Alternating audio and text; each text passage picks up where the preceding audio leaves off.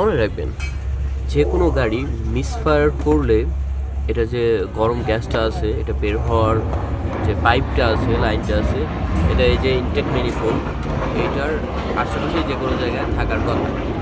এটা যেহেতু সামনেই আছে, সো এখানে নরম মানে নর্মাল একটা ক্লাম দেওয়া আছে, গাড়ি কখনো মিসফায়ার করলে এদিক দিয়ে গরম গ্যাসটা বের হয়ে যাবে।